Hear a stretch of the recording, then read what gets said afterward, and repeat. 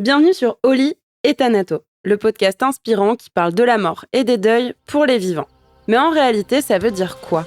Dans mon approche, tout changement est considéré comme un deuil.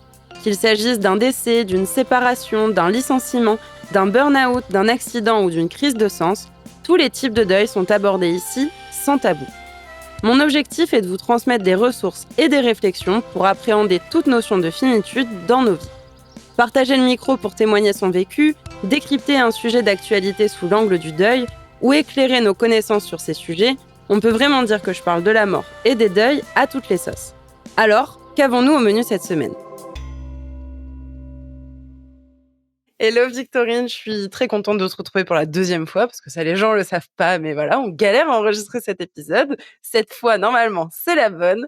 Du coup, merci infiniment pour ta présence, et puis je te laisse te présenter de la manière dont tu le souhaites. Alors moi aussi, je suis ravie d'être ici. Donc moi, c'est Victorine. À 27 ans, j'ai eu un cancer de l'utérus. 30 ans, j'ai eu un cancer du sein, triple négatif, de stade 3. Et aujourd'hui, je suis en rémission depuis 2 ans. Et du coup, moi, mon travail, c'est d'en parler sur les réseaux sociaux, de manière assez ludique et humoristique. Voilà, et je parle maintenant aussi de cette rémission qui est pas évidente non plus. Merci de pouvoir aborder ces sujets justement avec de la douceur, avec de la légèreté, de prendre d'autres angles aussi que l'angle uniquement sérieux pour apporter de la pédagogie. On peut aussi l'apporter d'une autre manière et je pense que c'est ce que tu fais clairement bien sur tes réseaux. D'ailleurs, si vous ne suivez pas Victorine, je vous invite à le faire. C'était symbolique, je dirais pour nous, autant pour moi que pour toi, de partager cet épisode en octobre à l'occasion d'Octobre Rose. Et justement, on va rentrer dans le vif du sujet. Comment tu vois, toi, un peu la notion de deuil au singulier ou au pluriel par rapport à ta propre histoire, par rapport justement, tu disais que la rémission, c'était pas simple non plus. Donc, je dirais autant par rapport à l'avant, le pendant et l'après-maladie. Alors, c'est vrai qu'avant la maladie, enfin moi c'est vrai que j'ai pas eu de deuil dans ma famille, enfin en tout cas avant la maladie. Donc c'est vrai que c'était pas du tout un domaine enfin je me sentais pas du tout concernée par ça. Et c'est vrai que, quand la maladie est arrivée, on se posait énormément de questions, savoir, justement est-ce qu'on va arriver à vivre enfin du moins ce qu'on avait imaginé, vivre. Et finalement non, on se dit du jour au lendemain: «Je peux partir». Donc déjà ça a été très compliqué à gérer, et finalement, avec le temps, on se rend compte que ça peut arriver à tout le monde. Moi en l'occurrence, j'ai vécu une expérience de mort imminente, pendant mon premier cancer. Voilà, j'ai eu une opération, qui s'est bien passée, mais en fait les sutures ont lâché, alors que c'était pas du tout prévu. Et donc enfin voilà, j'ai vécu cette expérience, qui pour moi a été très bénéfique parce qu'en fait, je me suis rendu compte que finalement, la mort c'était qu'un passage. C'était qu'un passage et en vrai, de l'autre côté, c'est pas mal. Voilà. En tout cas, c'est pas terminé, et c'est ça qui m'a interpellée, en fait. Je me suis dit, en fait, il faut quand même avoir le juste milieu entre ne pas vouloir y aller trop vite, parce que c'est vrai que l'expérience a été tellement intense et tellement belle que sur le moment, on se dit: «Mais pourquoi on se fait chier à rester sur terre?» Tu vois? Et finalement non, avec beaucoup de recul, on se dit qu'on est là pour quelque chose, qu'il faut expérimenter la vie, à fond, et qu'ensuite, il y aura effectivement ce passage, qui est toujours compliqué, je pense, surtout pour les proches, plutôt que pour soi-même.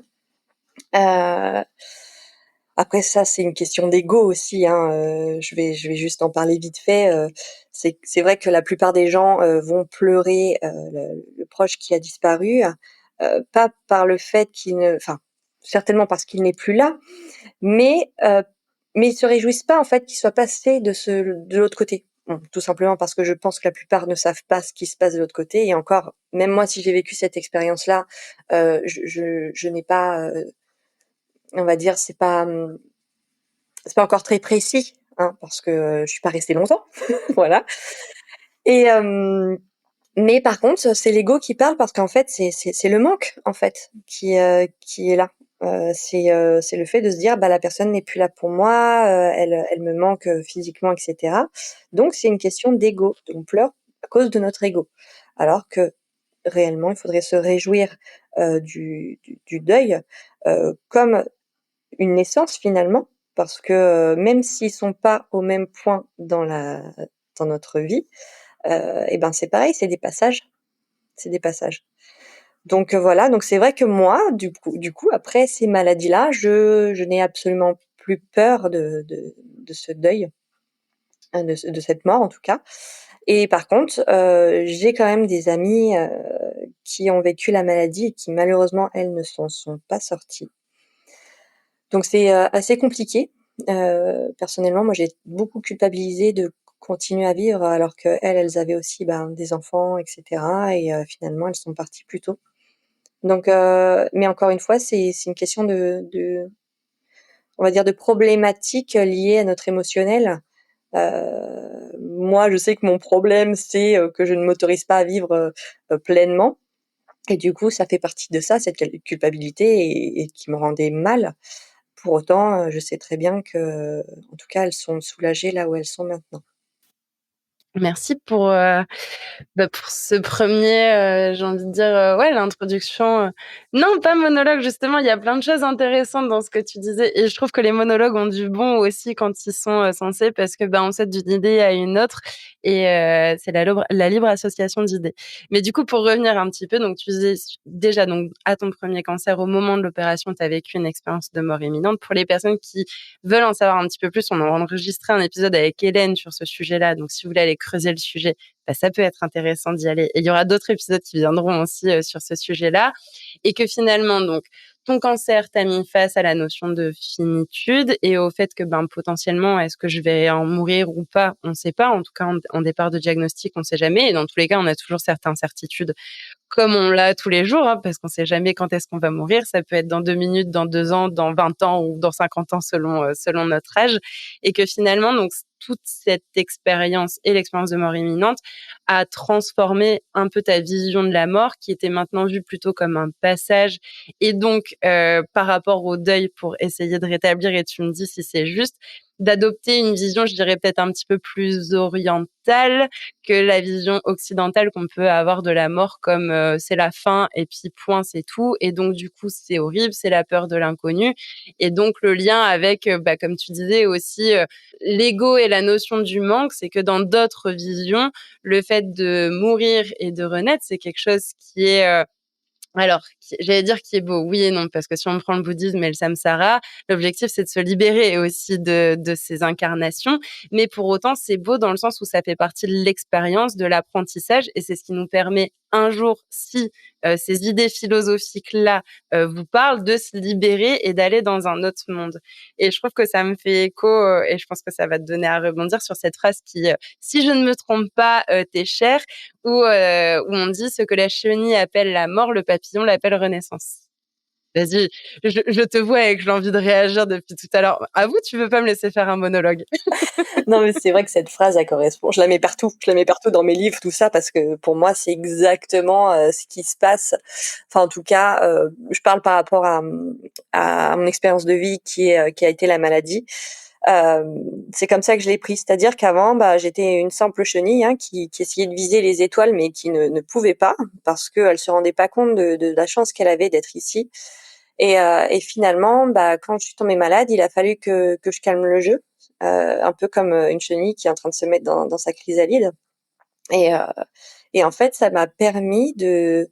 Alors, autant je ne pouvais pas faire grand-chose physiquement, mais par contre, dans la tête, ça fuse parce que tu te poses énormément de questions, tu remets tout en question. Tu te demandes ce que tu veux faire vraiment dans ce monde et qu'est-ce qui est juste et qui ne l'est pas. Enfin bref, c'est interminable le questionnement qu'on a. Et en fait, moi, enfin, je faisais beaucoup d'introspection vis-à-vis de ces questionnements et ça m'a beaucoup appris tout au long parce que bon, ça a duré quand même presque 1 an cette histoire. Et une fois qu'on m'a annoncé que la maladie, alors je vais dire terminée, mais on parle de rémission. Encore une fois, il y a une différence entre guérir et rémission, parce que ça peut encore revenir. Mais en tout cas, quand on m'a annoncé que ça allait mieux, j'ai eu cette sensation justement de, alors pas d'envol encore, pas de, mais le papillon était là. Le papillon était là, les ailes commençaient à s'ouvrir. Sauf que il y a une phase qu'on ne connaît pas. Quand un papillon sort de sa chrysalide, il reste quand même quelques minutes, voire des heures, à pouvoir ouvrir ses ailes. Voilà, il y a le flux sanguin qui arrive pour se préparer à voler. Et moi, c'est cette phase de rémission, c'est dans laquelle je suis. C'est-à-dire que je suis pas encore tout à fait dans l'envol, mais je suis en train de m'y préparer. Parce que justement, cette phase de rémission est très compliquée psychologiquement. On remet beaucoup de choses, en question. Alors ça c'est un peu différent par rapport au moment où on était malade, parce que là, en fait, on a la possibilité de le faire, mais on sait pas par où commencer, en fait. Il y a trop de choses. Et du coup, c'est comme s'il fallait s'établir un plan émotionnel, et pareil, on a des peurs qui arrivent, par rapport à cette maladie. On a peur que ça revienne, notre corps n'est plus le même.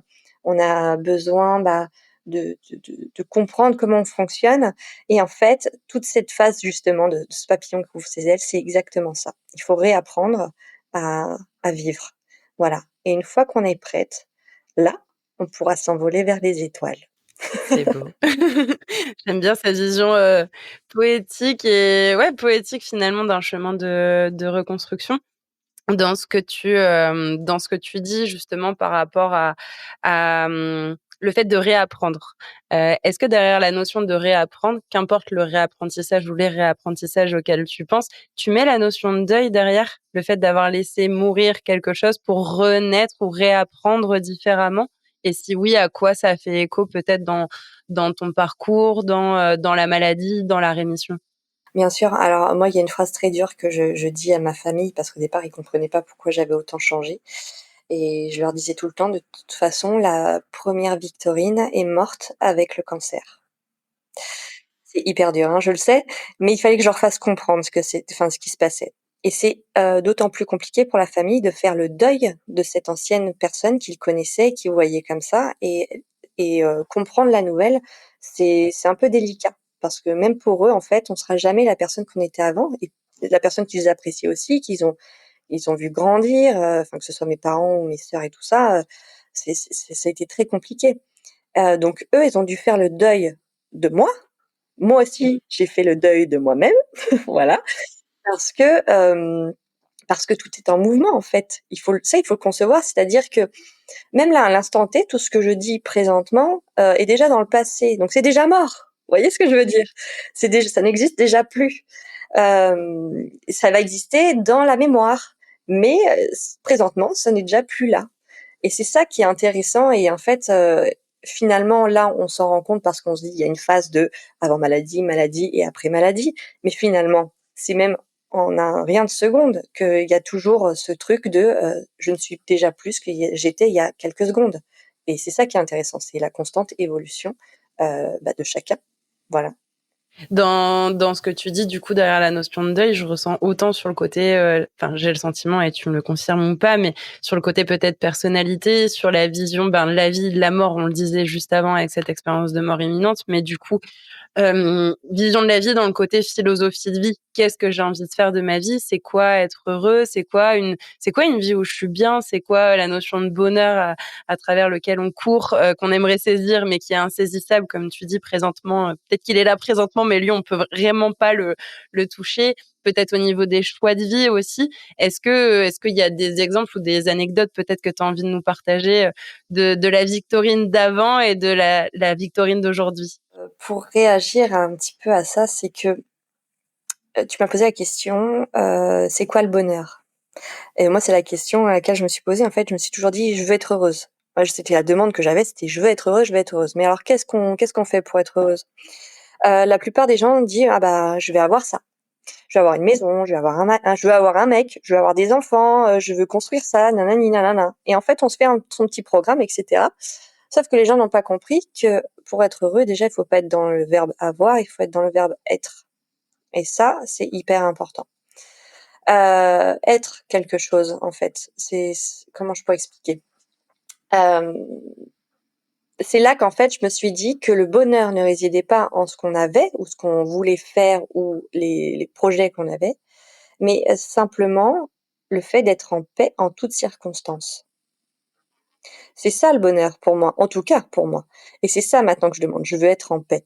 C'est-à-dire que peu importe ce qui peut arriver, attention, c'est un exercice très compliqué, hein, je dis pas que c'est simple, mais peu importe ce qui arrive finalement, comprendre que, tout est mouvement encore une fois, que ça passera et être en paix avec ce qui peut nous arriver, ne pas surréagir en émotion avec nos émotions, hem parce que ça, après bon, l'émotionnel, c'est aussi ce qui fait qu'on est humain, donc bon, c'est compliqué, mais on peut arriver à se stabiliser, encore une fois.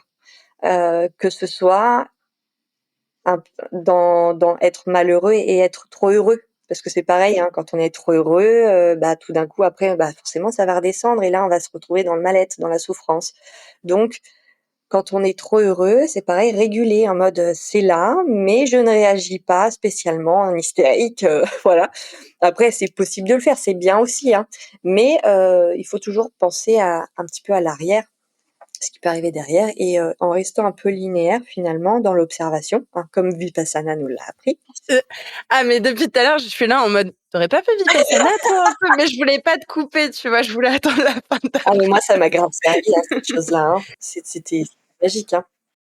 Pour l'anecdote et pour la petite histoire, d'ailleurs que je vais remercier, j'ai, Alice avec qui on a sorti un épisode sur les tentatives de suicide, qui m'envoie un message, quelques jours avant de faire le Vipassana en me disant: «Bah, voilà, je suis une nana sur les réseaux qui s'appelle Victorine, enfin c'est trop drôle, elle peut faire un Vipassana aux mêmes dates que toi, franchement ce serait génial si vous pouvez faire un épisode ensemble». Donc Alice, si tu écoutes cet épisode, il est aussi grâce à toi et donc j'arrive au Vipassana, moi je connais personne, et puis, je lui avais demandé: «Ben, donne-moi son compte parce que si éventuellement je veux la reconnaître physiquement, ce sera plus pratique. Déjà qu'en plus on veut pas se parler au Vipassana» et donc bref, on fait nos trucs et tout. On arrive au premier repas et qui s'assoit parce que le plan de table était dessiné ainsi, Victorine s'assoit à côté de moi à ma gauche et je crois que je te l'ai dit ce jour-là. Oui, oui, je te l'ai dit directement au 1er jour et donc bref, on en a reparlé après et cet épisode arrive là. Donc le Vipassana, on l'a aussi vécu ensemble. Je pense que ça peut être intéressant si ça te dit en fait, d'en partager un mot parce que dans tout ce que tu racontes, il y a cette notion d'équanimité,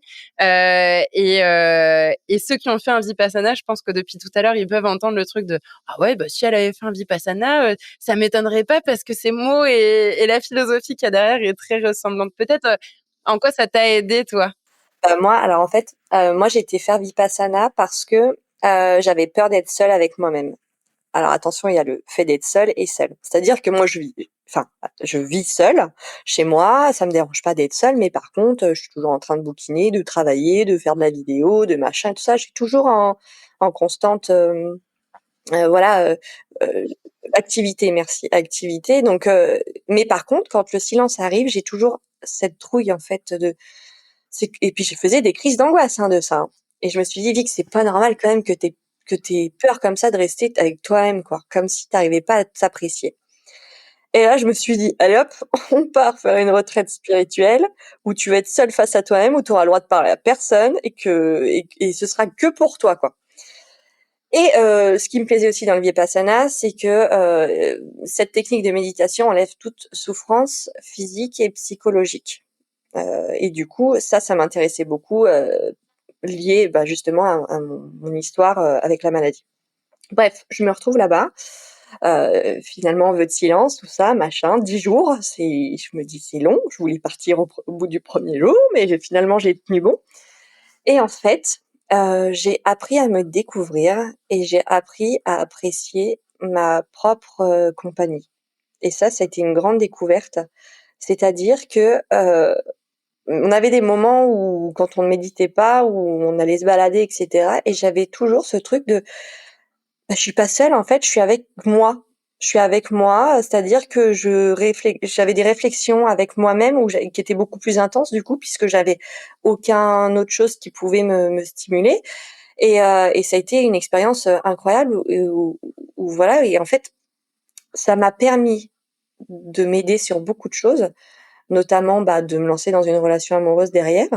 Parce qu'en fait, j'ai compris que s'il m'abandonnait et c'est pas grave parce que alors là, moi, j'étais carrée là-dessus en disant que, j'étais là pour moi-même, et que j'étais une personne super cool avec moi-même. Voilà, c'était un peu ça et ça a été vraiment une grosse découverte pour moi et j'ai vraiment apprécié, vraiment. Au-delà de la technique, hein, évidemment, qui a été super aussi, que je garde, dans mon quotidien. Alors je ne dis pas, forcément reméditer comme on le faisait parce que c'était quand même, assez chaud, hein, voilà. Challengeant.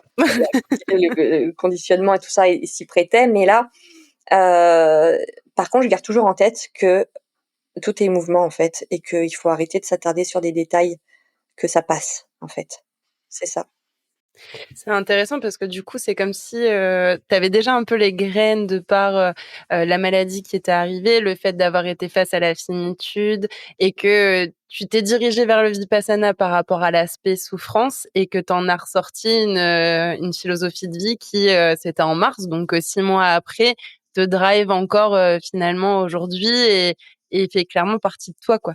Enfin, c'est une Ah oui, ressource. non, mais c'est clairement, je m'en sers. Après, on a souffert quand même 10 jours parce que alors, souffrance, souffrance, hein, mais c'est vrai que on méditait 10 heures par jour, il fallait tenir la pause et cetera, c'était un réel exercice, hein.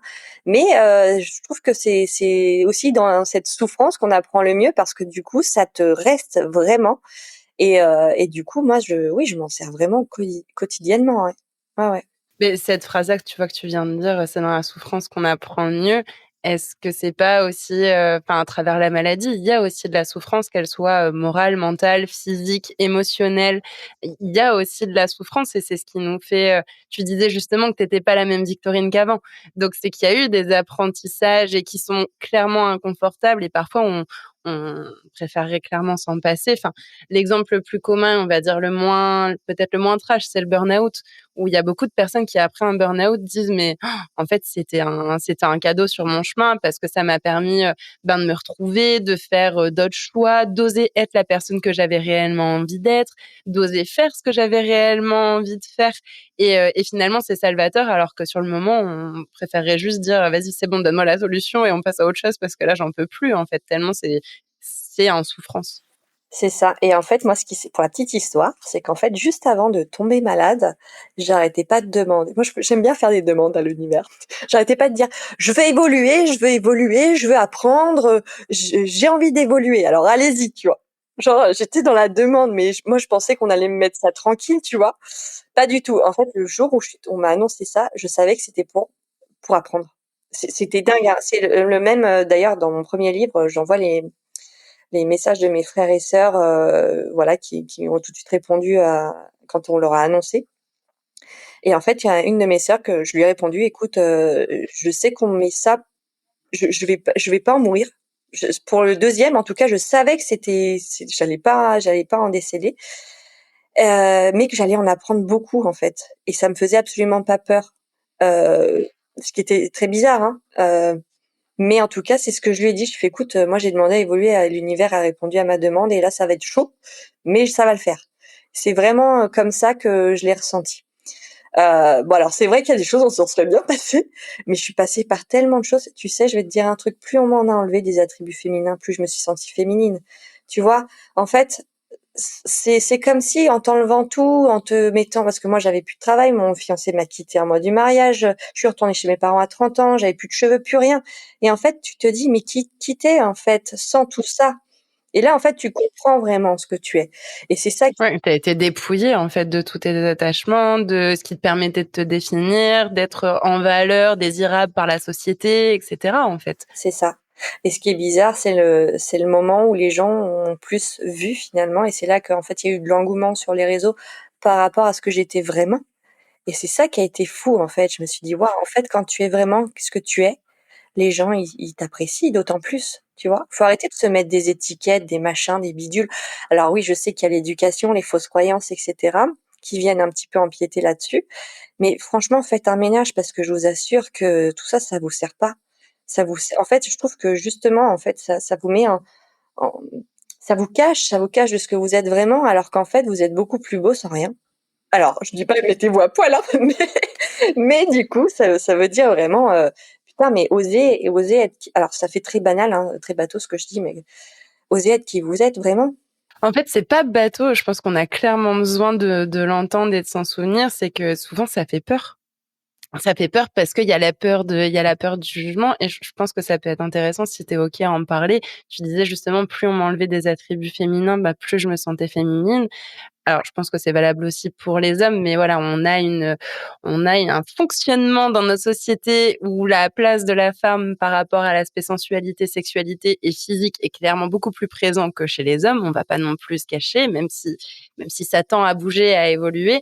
Et je pense que ça peut être aussi une sacrée inquiétude, une sacrée peur, une sacrée angoisse pour pas mal de femmes, peut-être qui n'ont peut-être même pas de diagnostic, mais peut-être se questionnent sur ces points-là parce que, je sais pas, il y a une douleur, parce qu'il y a une grosseur ou juste parce qu'on se dit, ben, tu sais, on se fait tous des scénarios. Bon, parfois, c'est des scénarios cool, parfois, c'est des scénarios moins cool. Ah ben, et si moi, j'avais un cancer du sein, mais comment je réagirais? Et le fait de t'entendre dire ça avec beaucoup de ben, en fait, avec beaucoup de résilience, en même temps avec beaucoup de douceur et d'acceptation, même si je me doute bien que ça s'est pas fait en un claquement de doigts et que pareil dans ce deuil-là, si je peux me permettre de le dire comme ça, il y a eu aussi tout un cheminement du papillon par rapport au corps. Est-ce que tu veux nous en dire 2 mots, peut-être ce qui a été difficile, ce qui t'a aidé, les déclics? Comment ça s'est passé pour toi? Alors, je reviens juste sur le fait que oui, quand je disais, plus on m'enlevait des attributs féminins et plus je me sentais féminine, attention, c'était pas, dès que ça s'est passé. C'est-à-dire que je suis passée par des phases horribles, hein, avant. Bien sûr. C'est vraiment avec beaucoup de recul que maintenant je comprends que j'ai pas besoin de tout ça pour être une femme, hein. Merci de le préciser. L'importance du temps aussi et de la remise en perspective, ça se fait pas d'un coup. C'est ça. C'est comme quand tu apprends le piano, enfin, je veux dire, ça vient c'est pas inné, sauf pour les génies, mais ce que je veux dire par là, c'est que il y a du travail derrière, hein. Donc, c'est vraiment, c'était vraiment des phases délicates. C'est-à-dire que quand moi, on m'a enlevé mon utérus à 27 ans, j'étais au bout du rouleau. Mais vraiment, ça a été, alors les premières pensées, ça a été: «Je ne suis plus une femme, je ne sers plus à rien, personne voudra de moi, à quoi je sers dans la vie?» alors que le truc le plus simple, normalement et naturel dans le monde, c'est de procréer.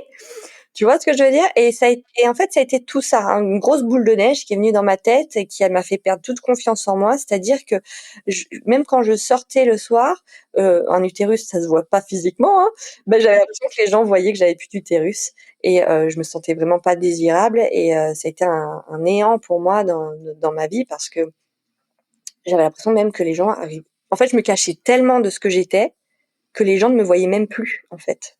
C'est il y a eu un moment de solitude vraiment, très complexe et en fait, à un moment donné, je me suis dit: «Eh, tu pourras pas vivre comme ça toute ta vie ma cocotte, va falloir, faire des choses, hein». Donc j'ai mis des choses en place, hein, que ce soit, par moi-même ou, avec, des médecins ou enfin du moins, pas forcément de la médecine, comment dire?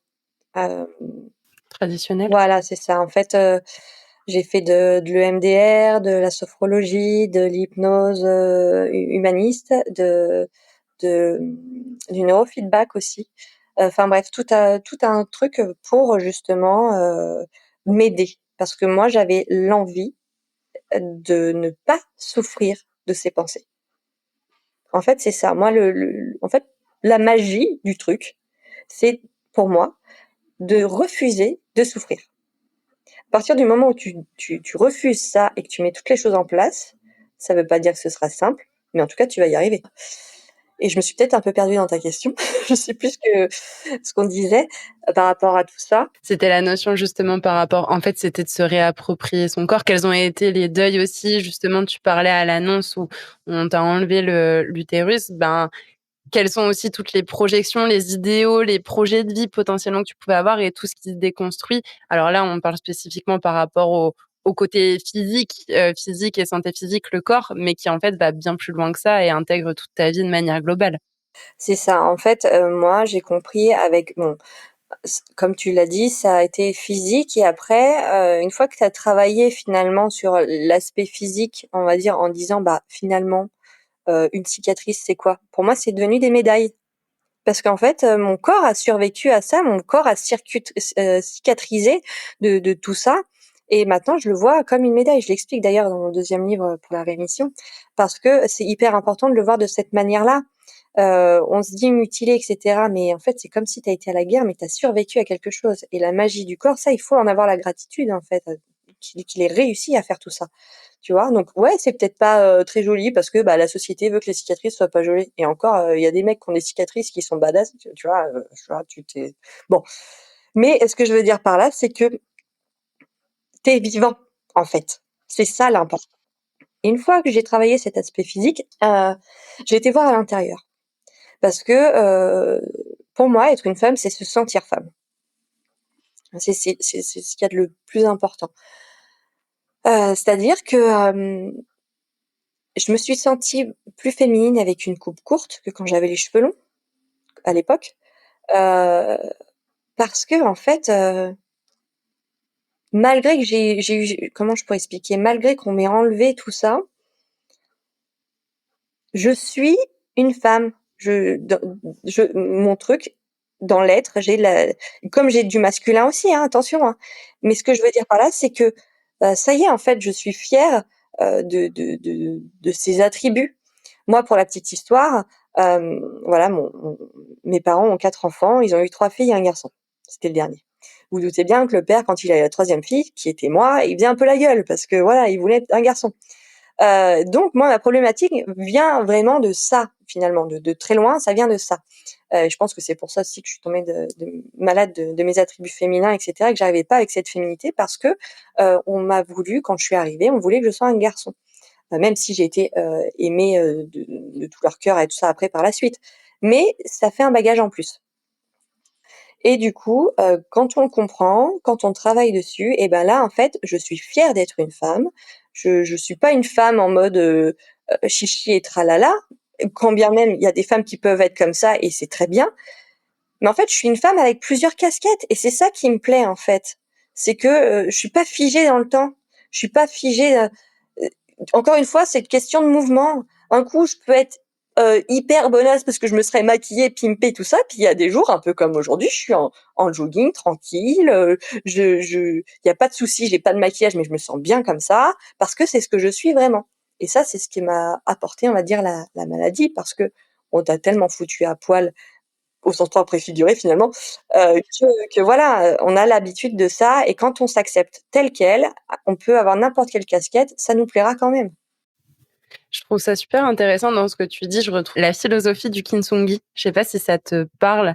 Par rapport à ce que tu disais justement avec, ces attributs où on parle plus de base d'être mutilé, mais que pour toi tu le vois comme des, tu pas dit trophées, ton terme c'était? Médaille. Comme des médailles.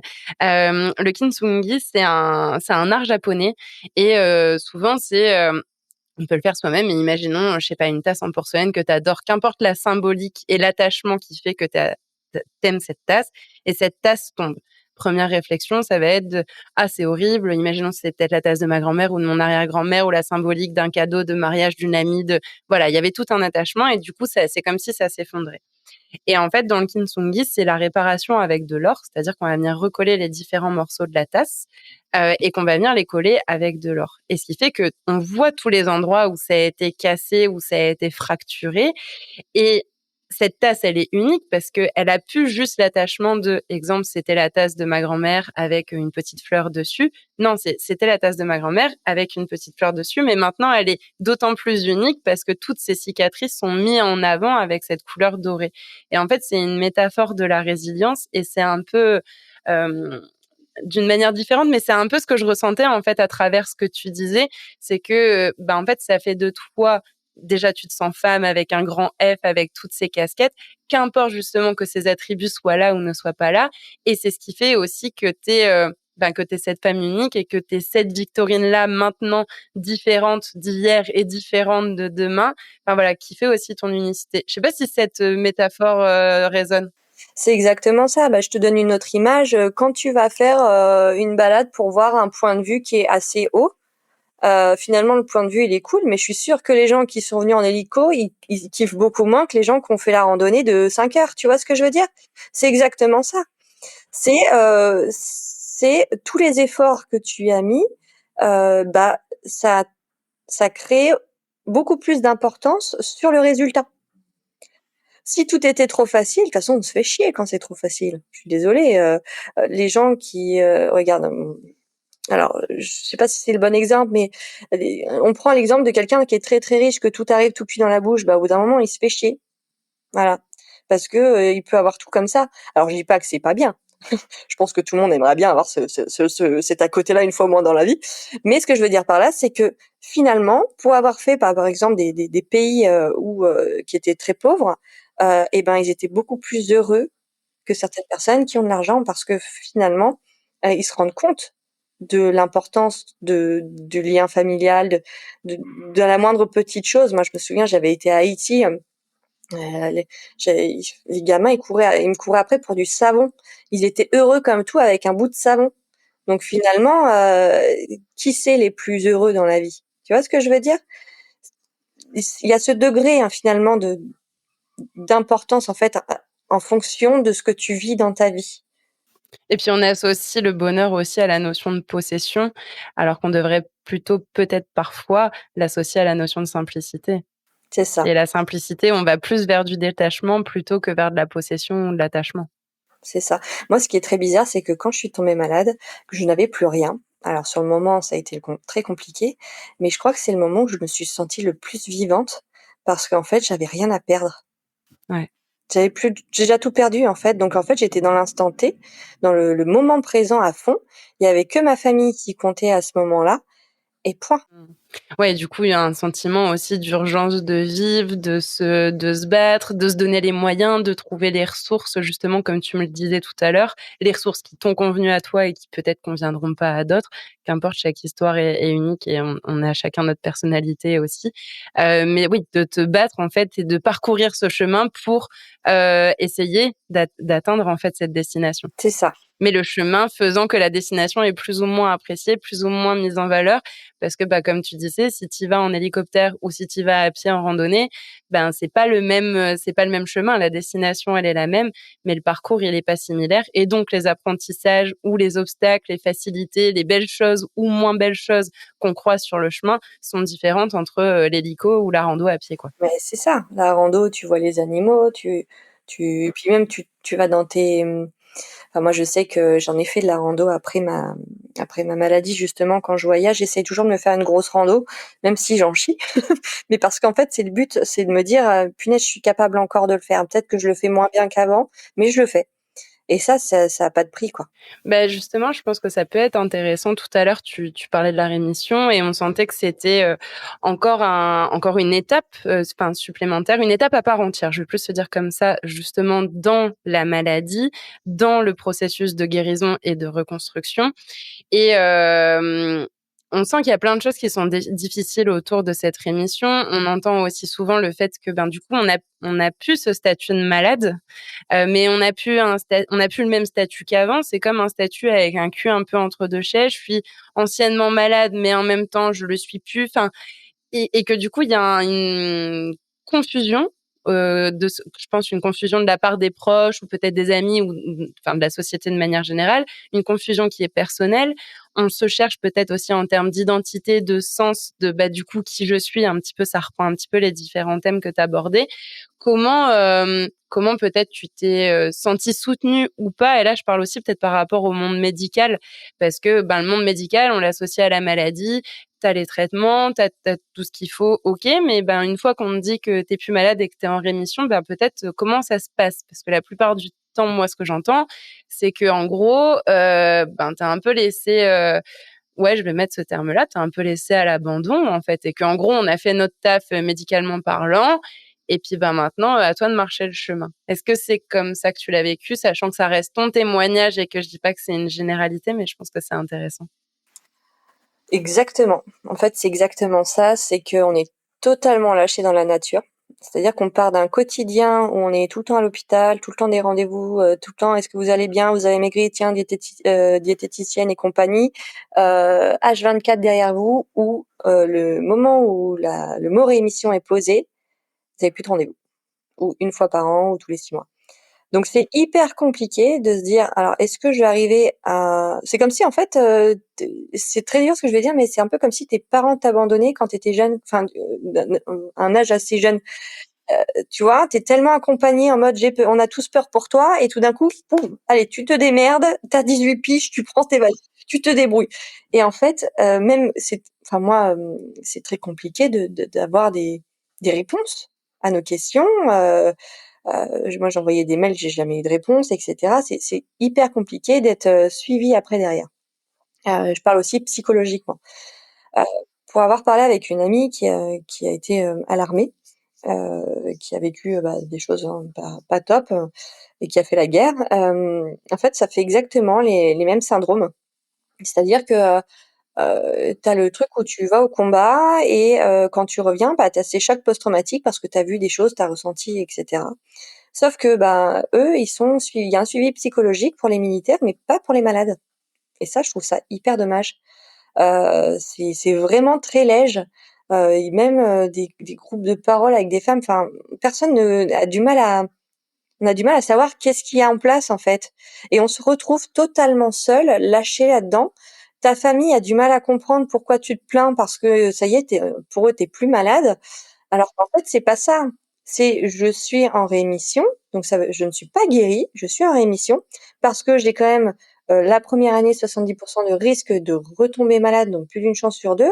C'est quand même énorme. Bon, en fonction des années, ça réduit et encore, je connais des personnes qui sont tombées malades 10 ans après leur premier cancer.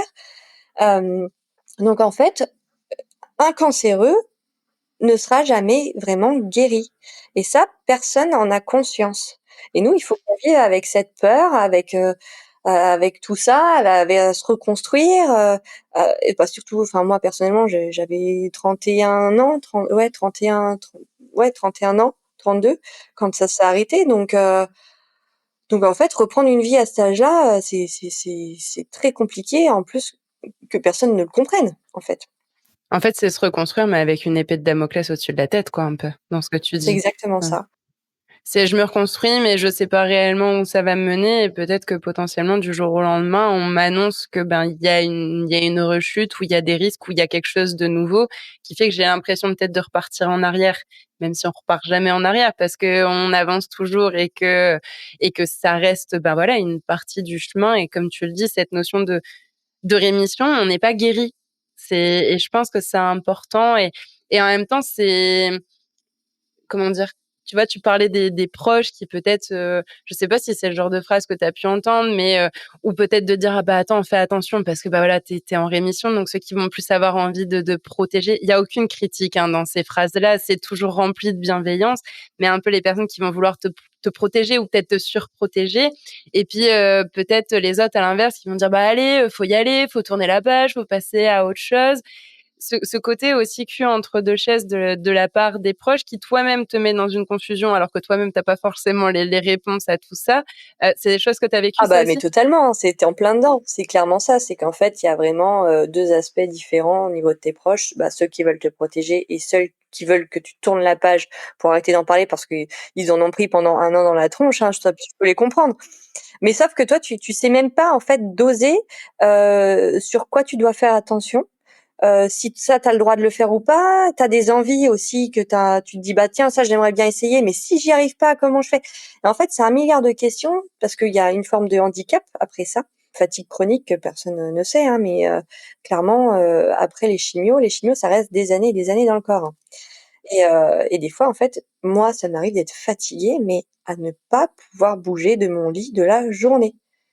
Comme si j'avais fait une chimio, mais ça peut arriver du jour au lendemain et ça, c'est hyper handicapant parce que si tu veux reprendre le travail moi, j'ai la chance de pouvoir, faire mon planning et tout ça et de pouvoir éventuellement bouger un truc, enfin voilà. Mais les gens qui reprennent le travail comme ça, comment t'expliques ça à quelqu'un, à ton patron, ton futur patron? «Bah, écoutez, moi, j'ai eu un cancer, c'est pour ça qu'il y a un trou dans le CV. Par contre, j'ai aussi des symptômes, des fois qui peuvent revenir».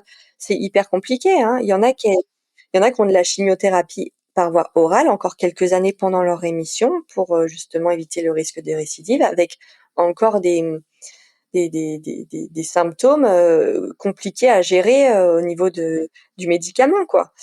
C'est compliqué de pouvoir se reconstruire totalement en oubliant, et en même temps, on a envie d'avancer. Moi, je dis: «Il y a qu'une chose là-dedans, c'est le temps».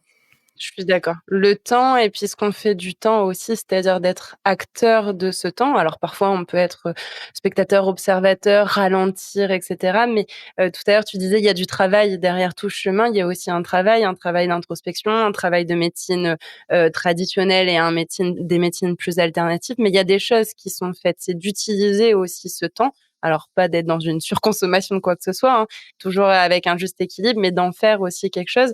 Et dans ce que tu, disais, moi, je voulais rebondir sur un truc. Ouais, le côté, après tu vas me dire si ça a du sens pour toi.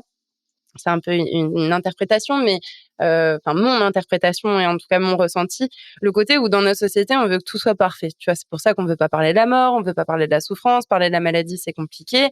On va en parler tant que tu es prise en charge, donc le pendant de la maladie, l'aspect très médical et comme tu dis, du moment où on pose le terme rémission, ben, paf, c'est comme ça un peu du jour au lendemain ou d'une seconde à l'autre, tout change. Toi aussi, tu changes par rapport à tu es perçu différemment de l'administration, des côtés aussi, des institutions médicales et en fait, on ça dérange de parler de ces sujets-là. On veut pas en parler, et comme on veut pas parler de la mort, comme on veut pas parler des personnes en deuil, comme on a du mal à parler des personnes qui perdent un enfant, des parents qui perdent un enfant ou des personnes qui perdent un conjoint ou une conjointe et qui deviennent veufs ou veuves. Enfin, c'est tout de suite des mots qui ouh là, on sent ça crispe à l'intérieur.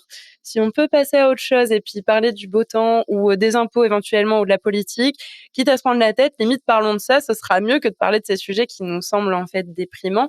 Est-ce que tu penses que tous ces sujets, après la liste n'est pas exhaustive, mais tous ces exemples un peu tabous qu'il peut y avoir autour de tout ça, c'est ce qui fait que potentiellement on n'en parle pas sur l'après, qu'il y a peut-être pas non plus de suivi, qu'il y a pas encore d'espace ou peut-être pas encore d'espace connu pour pouvoir partager autour de ces sujets-là?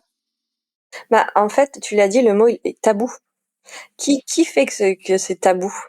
La problématique qui se passe, c'est qu'on a été éduqué en disant, c'est pareil quand on voit une personne, un enfant voit une personne qui a plus de cheveux, une femme qui a plus de cheveux, mais il a envie de poser des questions, mais on l'interdit parce qu'on a peur que ça dérange et cetera.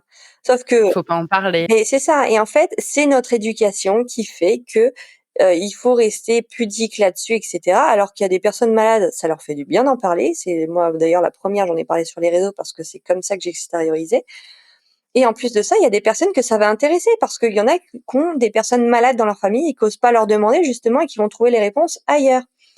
Mais je trouve ça dommage de briser une communication, finalement là-dessus, alors qu'en fait, c'est pas une tare, c'est normal. Il y a tellement de personnes malades maintenant, franchement, je suis dés enfin, c'est horrible ce que je dis, mais des cancers, il y en a de plus en plus.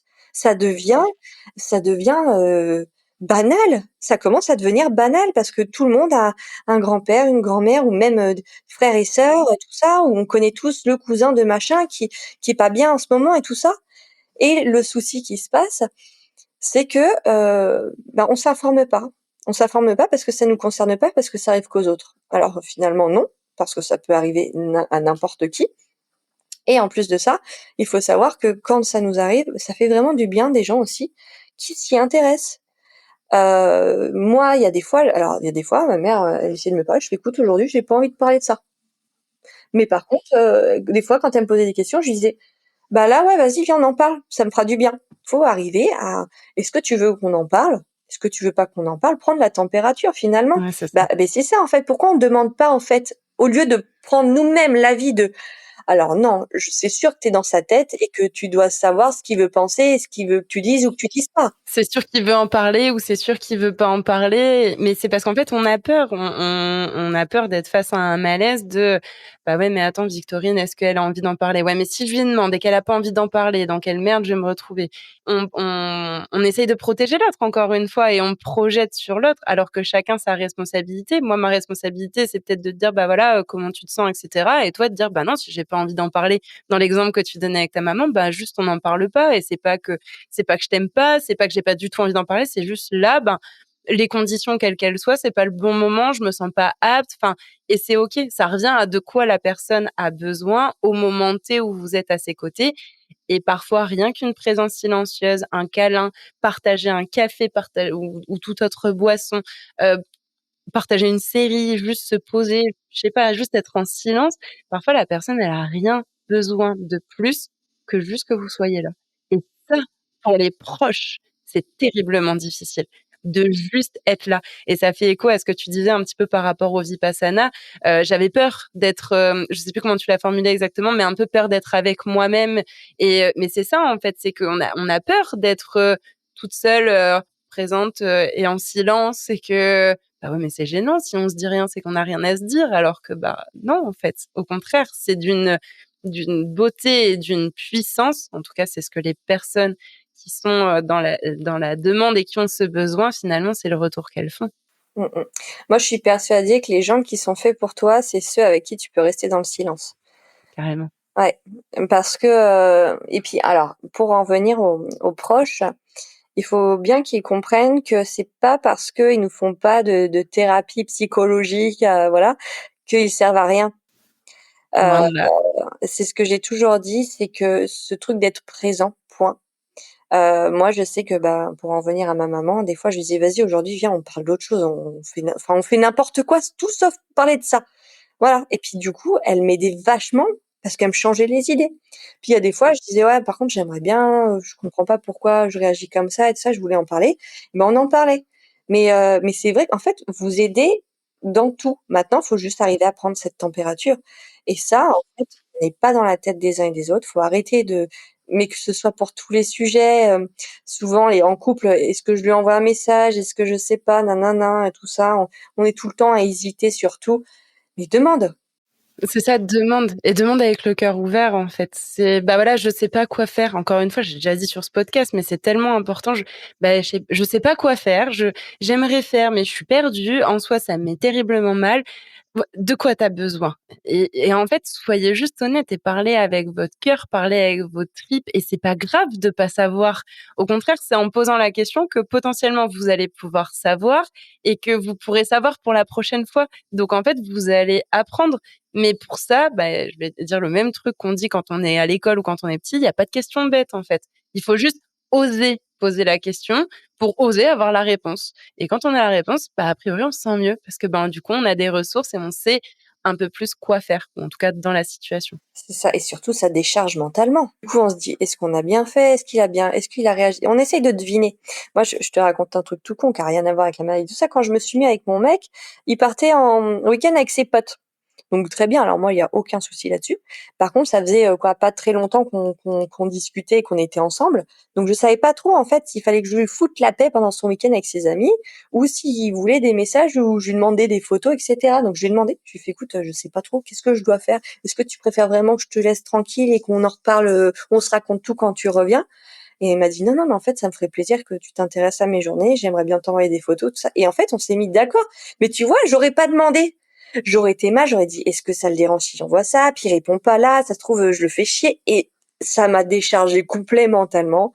Mais la communication, c'est l'un des outils, gratuits le plus puissant qu'il puisse y avoir entre les êtres humains. C'est à la fois l'outil le plus puissant, je pense, et en même temps la difficulté la plus puissante qu'on peut avoir dans les relations entre les êtres humains, et qui fait que parfois on se comprend pas, ou on n'a pas toujours les moyens de se comprendre et on a du mal à se comprendre.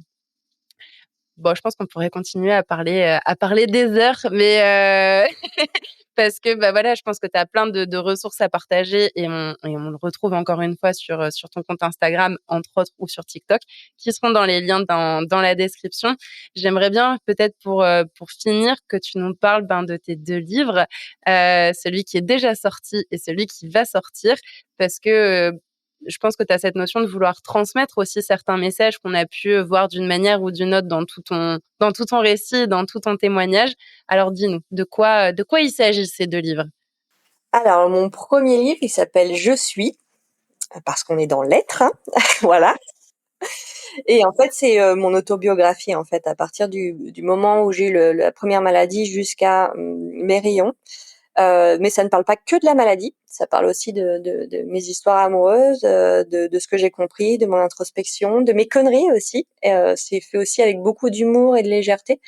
Alors il y a des moments qui sont, un peu dans l'émotion, mais en tout cas, je peux vous certifier que ça rebondit pas mal aussi, au niveau de la rigolade. C'est quelque chose qui se lit très bien. Voilà, c'est le retour que j'ai eu en tout cas de mes abonnés. Et le deuxième, alors ça n'a rien à voir, ça s'appelle, «Vivre en rémission, d'un cancer», Et justement, en fait, j'ai eu tellement de problématiques lors de cette rémission avec pas de réponse, que j'ai décidé de créer un livre pour, mettre en lumière les problématiques et surtout les solutions que j'y avais trouvées, que ce soit avec, les thérapeutes ou par moi-même, les petits tips, aussi pour les proches, voilà. Si les proches ont du mal à comprendre, l'après-cancer d'une personne de leur famille, ben, lisez ce livre, ça pourra vous aider. On parle de sexualité, on parle de relations humaines, on parle de la reprise au travail, de comment se réinsérer, de comment comprendre son corps après tout ça, le sport, et cetera. C'est vraiment, voilà, ça parle de tous les sujets, après cancer. En fait, c'est dans la continuité de notre épisode. Exactement. On a décidé de s'envoler, donc je veux que les gens, ils s'envolent. Voilà. C'est beau. Pareil, ce sera directement dans les liens dans la description pour pouvoir le retrouver. Est-ce qu'il y a un sujet, est-ce qu'il y a un point, est-ce qu'il y a quelque chose qu'on n'a pas abordé et qui te tenait à cœur d'aborder? Ou alors est-ce que tu as envie de nous dire, une petite phrase de conclusion, poétique, romantique, humoristique? C'est toi qui as choisi les 3 en même temps si tu veux. La pression là. Qu'est-ce que je pourrais vous dire à part que, ben, finalement, ça résume un petit peu tout ce qu'on a dit. Pensez à vivre pour vous. J'ai envie de vous donner une image qui me vient en tête, je sais pas pourquoi. Prenez l'exemple d'une personne où on lui met un bagage, une grosse valise bien lourde. Voilà, il doit monter une côte comme ça en plein soleil avec cette valise, et on te dit: «Tiens, c'est ta valise et ça, il faut que tu la trimbales partout». Voilà, donc la personne va pas chercher. Il y en a qui vont pas chercher à comprendre, qui vont prendre la valise et qui vont la monter jusqu'au sommet de cette colline en plein soleil et qui se disent: «De toute façon, c'est mon destin, ils m'ont demandé de monter cette valise» et cetera. Et il y en a d'autres qui vont ouvrir cette valise et qui vont se rendre compte que, bah, il y a des bouteilles d'eau dedans qui pourront servir pour le chemin et qui va pouvoir être vidée et être beaucoup plus légère pour atteindre ce sommet et être en pleine forme. Pensez à ouvrir votre valise. Merci. Bah, c'était, poético-romantico et la fin sera humoristique avec nous 2. Voilà. Non, je voulais vraiment te remercier et puis je trouve que cette métaphore, elle est très juste. En fait, encore une fois, c'est aller regarder à l'intérieur de vous. On est beaucoup trop en lien avec l'extérieur dans nos sociétés, les réseaux nous y amènent aussi, mais la seule et unique personne qui restera avec vous toute votre vie, de votre premier jusqu'à votre dernier souffle, ce sera vous-même et personne d'autre. Et ça, je pense que c'est important de regarder qui on est, de regarder nos parts de lumière, mais aussi nos parts d'ombre parce qu'on a plus à apprendre dans la souffrance, aussi inconfortable et traumatique qu'elle puisse être, mais qu'elle a beaucoup à nous apprendre en termes de renaissance. C'est ça, totalement. Merci infiniment Victorine pour ta présence et pour cet échange ensemble et puis dans tous les cas, moi je te dis à très vite. Et ben, à très vite. Salut! En parlant de ces sujets, nous leur faisons une place dans nos sociétés et c'est ainsi que les tabous peuvent se lever. Je suis vraiment convaincue qu'il est possible de développer notre résilience face à la finitude et au deuil de nos vies. Si vous voulez soutenir mon travail, vous pouvez vous abonner et noter le podcast sur votre plateforme d'écoute. N'hésitez pas aussi à le partager autour de vous et sur vos réseaux. Merci pour votre soutien et sachez que vous pouvez même faire un don. Si vous traversez un deuil et que vous souhaitez être soutenu sur ce chemin, réservez votre séance découverte pour me poser toutes vos questions et connaître ma philosophie d'accompagnement. Mais d'ailleurs, que voulez-vous au menu dans les prochains épisodes ?